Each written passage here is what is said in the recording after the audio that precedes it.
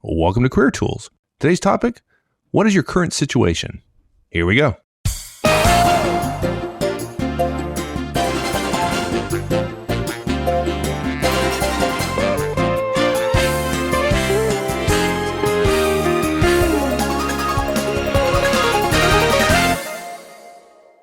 So when you've posted your resume on a resume board like Monster or something like that, you know, a lot of folks, they have this mistaken idea, I think, that the recruiter goes out there, gets a bunch of resumes, calls their clients, tries to start seeing whether there's interest in your resume, and then and only then do they give you a call after they've got a bite. And you know, for reasons we're going to talk about today, that is absolutely wrong, right? Right. It's worse than wrong because it assumes something that is fundamentally never true, which is that the recruiter looks at the candidate first and attempts to place the candidate. Recruiters' jobs, even though they talk of themselves as placement people, right? They don't place people. They fill jobs. Now, in order to fill a job, a person has to be placed, right? But look, folks, the recruiter works for the company. The company openings drive the positions, not the resume. When people call us and say, you know, gosh, I'm surprised my resume's been on Monster or Career Builder for weeks and I haven't heard anything. Well, that's because the driving force of the industry is not placing people, but rather filling openings. So it's driven by the opening, right? Right. So, yeah. Yeah. And they do some sort of vetting. You know, if you're going to be placed somewhere, recruiter's going to call you and they're going to have a conversation. They're going to ask you a few questions and it's going to determine, frankly, whether or not or how much effort they're going to put into trying to place you somewhere. Right. And there's a number of those questions. And today we're going to talk about one of them. Right. And the four questions are, what's your current situation? That's always the first one. What are you looking for? What's your salary expectation? And what's your location preference? Right.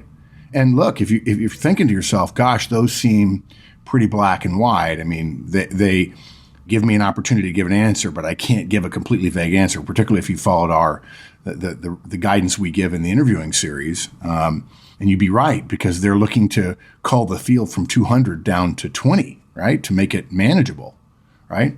Exactly. And this cast, and really because each one of them is so important, and it's not like you can't be effective despite your situation. I mean, let's not rule ourselves out simply because we don't know the questions or we don't know the best way to answer them. So in this cast, all we're going to talk about is that first question, which is what's your current situation? Good. So what's our outline for today? How are we going to approach this particular topic? Okay. So first, we got to start with what the question means. Okay. If you get that, the other stuff, the specific behavioral recommendations, the action recommendations are much easier.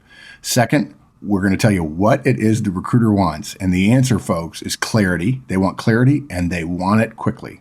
Okay. Number three, we're going to talk about what your answers sound like, or essentially how to address it. And then number four, you've got to be ready for that next question. You can't assume, okay, now I can pause, because they're going to keep firing questions at you. So 4 points: what the question means, what they want, which is clarity and quickly, what it sounds like, and how to be ready for that next question. Good. Okay. So what does the question, what's your current situation, mean? What do they mean, current situation? Yeah. Again, what is your current situation? A variation is, are you currently actively looking for work? Are you looking for a move in the next 3 months? Now think about that.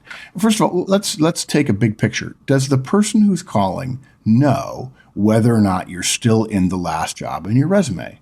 The answer is no, they don't, right? And really, recruiters aren't going to ding you if your job says some previous month and year to present, and it's been 6 months since the present, if they see that your resume was posted 4 or 5 months ago. Really, they're fine with that. Now, look, if your resume says to present and present was 8 years ago, that's obviously different.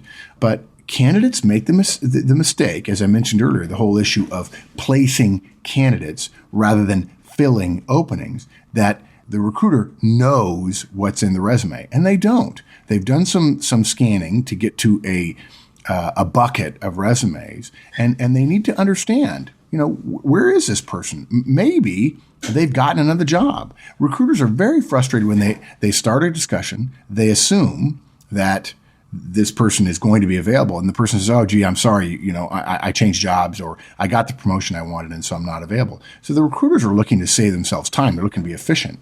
Look, that recruiter is sitting in his office. He or she is looking for candidates. He's got a brief, some sort of information from his client, usually a job description or an opening or a rec, right? An open requisition. It gives the recruiter the location, the salary range, the required speed of response in terms of, most managers say, I want somebody yesterday. The moment a manager's actually gone through the process of getting a rec, the job has been long open, right? Yeah, exactly. Whenever a recruiter asked me that question, I always said, what do you mean? I needed the person yesterday. I wouldn't be talking to you otherwise. Yeah, really, really, seriously. I'm a very busy line manager. You are working for me on this. Do you really think that the company has money to throw around and we hire people early? No, I got the opening. I want them now. Right. And of course, that's the manager who doesn't have a bench, but that's a whole nother discussion. All right. So, and then of course, obviously the job description shows some sort of job related skills and experience. Okay. The recruiter has gotten that guidance. And look, what do? They look at sources. This is an important part of the whole transition process. And we've got many more casts to deliver on this. But at that moment, the recruiter is thinking sourcing. Where might this person be? So he or she logs on to Monster. They input a search string, which covers the title and skills, right? They look at a geography and perhaps they look at a salary range. And in most cases, I mentioned the case of 8 years, most recruiters restrict their search to resumes posted in the last 3 months, right?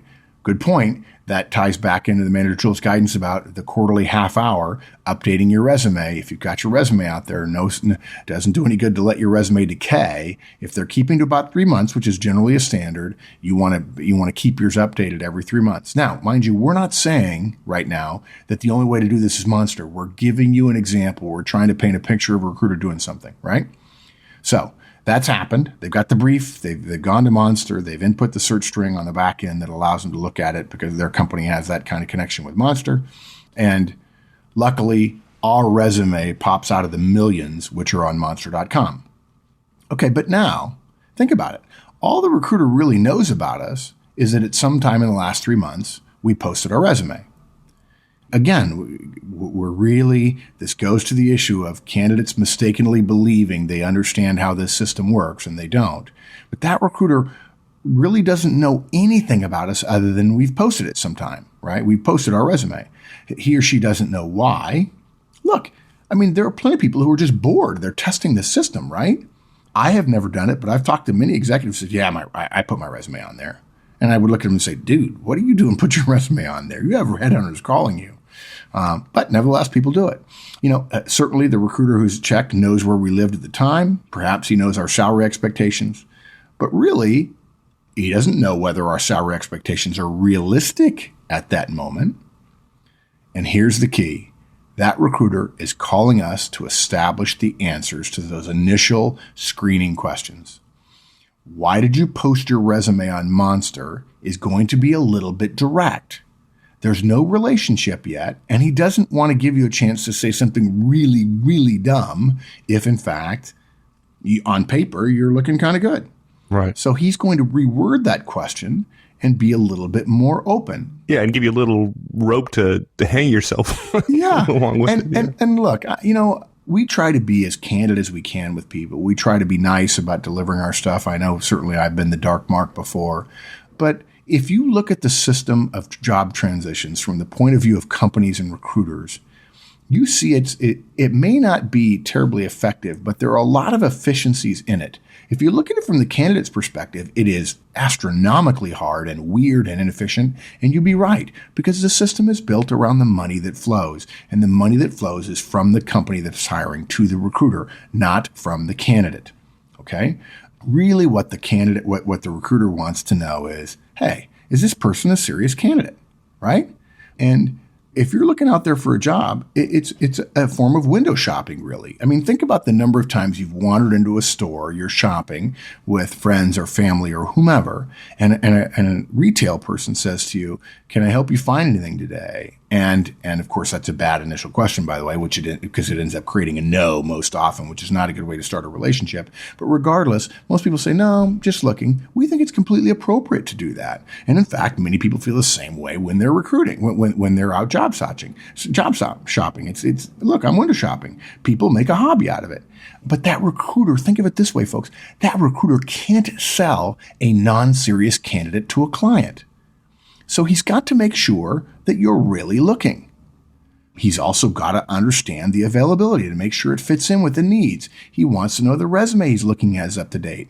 And, you say the resume is recent, but really when you find out it's not, if the recruiter does several non-careful searches and puts people in front of a client who say things to suggest that really some screening should have been done, that's the first thing companies pay recruiters for. And by the way, we're talking internal or external recruiters. It doesn't matter. We're not suggesting this is a headhunter. We're talking about an internal recruiter, a corporate recruiter at the company being paid by the manager who doesn't know the manager terribly well, by the way, works for somebody else entirely, and essentially has a batch of positions to fill. So if that person repeatedly puts people in front of a manager who should have been screened out with some basic initial screening, that recruiter's career is in the tank for a short period of time until they're able to overcome that. The recruiters are biased toward only making sure that managers say, wow, I saw 10 people and they were all outstanding. What does that mean? That means a lot of pre-screening. So the reason they ask the question is to get the pre-screening done so that they, at least if you want an emotional reason, they want to protect their own backside against a manager saying, why am I interviewing people who are nowhere near to what I want or that aren't even available? Yeah, that makes a lot of sense. We do that all the time as well. So, okay, yeah. So now they've asked the question, some variation of what's your current situation. Right. How do we answer? What do they want? And therefore, then how do we answer the question? Right. Well, we've said it before, clarity and quickly. And I have to tell you something. This may be two words that are nearly anathema to most candidates. Now, I will tell you that both clarity and quickly, if you want a quick answer that's clear, most candidates can't deliver it without preparation. That's part of the reason for this cast, obviously. But in general, even if you listen to this cast and you don't know your background and you don't know why you're looking at and so on, you're unlikely to do this. And this is it's the reason why seasoned recruiters ask this first, because they say, look, if I don't get a quick, clear answer, I know this person isn't prepared. I know this person may not look good in front of the company. So, and remember this, in the recruiter's mind, they have 4 questions they want to ask. If your first answer is 7 or 8 minutes, they're immediately thinking, oh gosh, this is going to be a 45-minute interview. And I'm not here to have a 45-minute interview. I'm here to screen people out or screen people in. This is just a precursor to the other questions, right? And a little bit of background on that. Recruiters tend to work desks, which are in internal or external, doesn't matter, which are based around a particular vertical or horizontal subset of candidates. Everybody in logistics procurement, for instance, or everybody at sales management level, for instance. Qualified accountants below making $45,000 a year, for instance.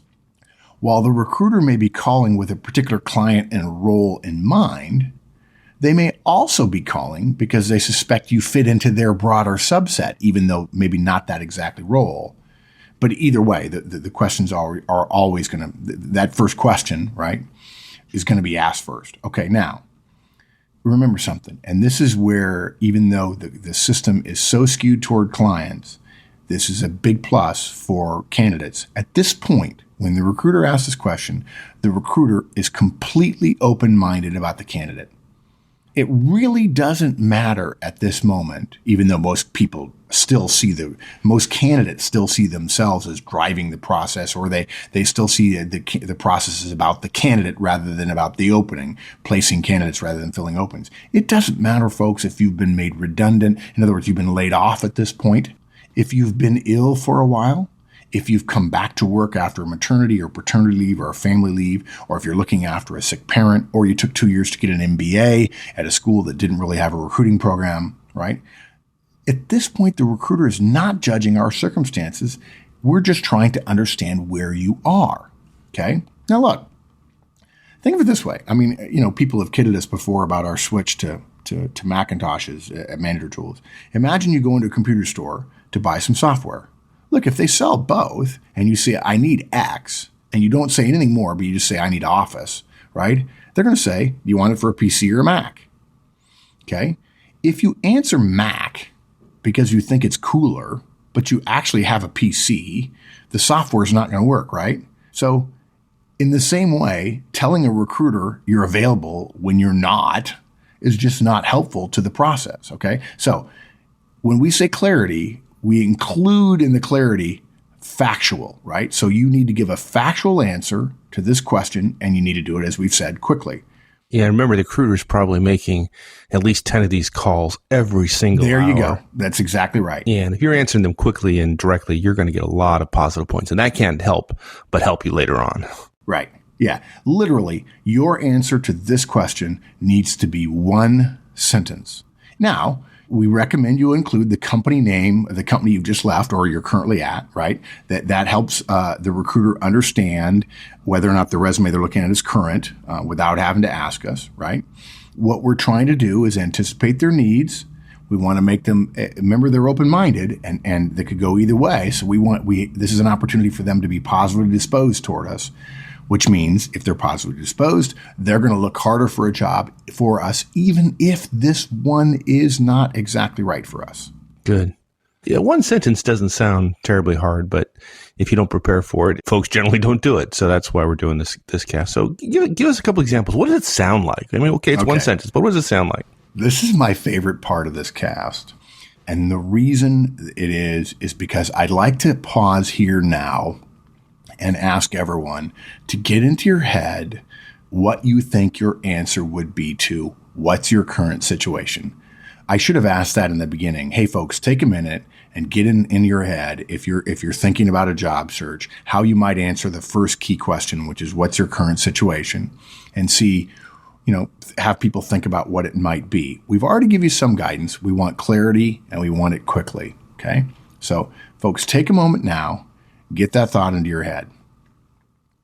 And with that, let us give you 3 samples. And let's see if you've gotten close. And I'd be willing to bet that 80% of the people didn't get close. And the first rule they violated was the number of words in their answer. Here are 3 examples. I'm currently actively looking for work after being laid off from Company X. I'm looking to move on from Company X in the next 3 to 6 months. Or, I left Company X in December. I'm going to be moving to Idaho with my wife in 2 months, and I'm currently looking for work there. Okay? Now look, again, Mike, don't you agree? People are going to they've got a paragraph in their head, don't they? Oh, absolutely. Yeah. I mean, they think this is the tell me about yourself answer, and it's 3 to 5 minutes long. They want to say, I don't think you understand why I got made redundant or why I got laid off. The recruiter doesn't care, folks. They're thinking about it from the company's perspective, and the definition of whether or not you're laid off, the reason why, is irrelevant to the fact that you're available now. Okay? If somebody said, I don't graduate from my MBA program until June, well, then you're not available, and that makes a difference. So the single biggest thing, we said quickly, but I suspect still people were at the 100 to 200 word mark. The ideal answers are short, direct, and pertinent. Okay. And look, this is Career Tools. What is everything we talk about boiled down to? It's actionable. So folks, practice these answers. Practice it until you can give it with only positive emotion in your voice. Yeah. And that might be hard for somebody because you're talking, if you got laid off, there's some negative emotions associated with that. And typically when you're talking about having been laid off, you don't have a lot of positive emotion in your voice. And so you got to practice it. Yeah, I you and I have talked about this before about, me getting fired, right? And I tell people who call me about having gotten fired, I tell them, look, the first thing you need to do, don't hold it back from your spouse. And people say, what? Really? People do that? So yeah, there are people who have waited a week or 2 to tell their spouse. Tell your spouse, tell everybody you can, as soon as you can, that you got fired. Tell them. Don't gussy it up. Don't gauze it up a little bit. Tell them, frankly, you got fired. If that's what happened, tell them you got fired. Now, look, if you got laid off, that's different. But part of the reason I tell people that is for them to get comfortable with it so that when it actually matters in a job search, They can deliver it with relaxation. They can deliver it with comfort, with poise, and with a sense of confidence. The fact is, it's not that big a deal. I mean, I'm telling people when people say, "Oh gosh, I heard something bad happened to you," I look at them and smile and say, "No, I got fired." And for those of us who have been fired, the moment you get fired and you realize, "Oh, it's not that bad. I'm not my job. I am my own person. My family loves me. I'm going to be fine." It's a fundamentally life-changing event. I joke at conferences, when people ask about, how I started consulting. I said, "Well, I got fired." And I said, "I wish it would happen to you." And there are people who recoil in fear, right? But being able to smile, even when you say, "I got laid off," and smiling over the phone, of course, because this is likely happening over the phone, is an excellent way to send a message saying, "I understand this happens. You understand this happens." And again, remember, the recruiter wants to know whether or not you're available. They're not judging you. Oh, sure, it's possible that will later come up, but it's not a factor now. Now, if you were to say, "I'm on furlough and I'm actively looking for work," that's happened. More and more companies in the U.S., in the UK, it would be garden leave. But if you were furloughed, people would probably ask, when does your furlough end, right? And of course, you would modify it for that. But look, it's simple. I am doing this and I'm available now. I'm currently, again, the examples, I'm currently actively looking for work after being laid off from company X, or I'm looking to move on from my present company in the next 3 to 6 months, right? Or you could even say, I'm looking for another opportunity in the next 1 to 3 months, or I left company X, I'm moving here and I'm doing this, as we mentioned earlier. I think what people want to do is they want to pile everything, their life story or some short version of their life story, into this answer, and you don't need to do it. Good. Now, what are the likely results of this question? So you answer the question. Hopefully you've done it short and with some positive emotions in your voice like we just talked about. But where's the recruiter likely to go after you've answered this question? Well, think about it from their perspective, right? This is one of those screening questions, right? So what do? They've either screened you in or screened you out. Right? It'll go one of two ways. If your answer fits the needs of the recruiter thus far, either for a particular client, a particular opportunity, or for their desk, horizontally or vertically, as we mentioned, right? You're going to be asked, what are you looking for? That's the second question. So now they can say, is this person right for this particular role? The danger of this second question, what are you looking for, in the event that you're ruled in, is that some people know it's coming, and so they try to answer this question in the first question, which is about, what's your situation? That long answer to your first question can get you ruled out, even though the second question is going to ask it, and they'll want to hear it in your answer to the second question. I can't tell you how many times people try to give 15-minute answers to 1-minute questions. So if your answer fits the needs, they're going to ask you, what are you looking for? Okay. But think of it this way. If the recruiter is working a geographic area that says limited to Indiana, for instance, and your circumstances don't fit his needs, right, then that's not necessarily a bad thing, because you've delivered an answer that's clear and crisp and concise. He or she has gotten a good, positive first impression of you. And while you may have ruled yourself out for that particular role, the fact is, you don't want to be wasting his time or her time and yours by trying to fit a round peg into a square hole. Okay? So regardless, if your first answer is clear and quick and proves that you are right for the particular role, they're going to ask what you're looking for. Aha! In the event you've ruled yourself out, but they still feel good about you, they're going to follow up with a different question, which is, who do you know in this area or for this role who would be interested in an opportunity in, say, Indiana? And this is where people fail, because they've done well enough, perhaps, but are not right for the role.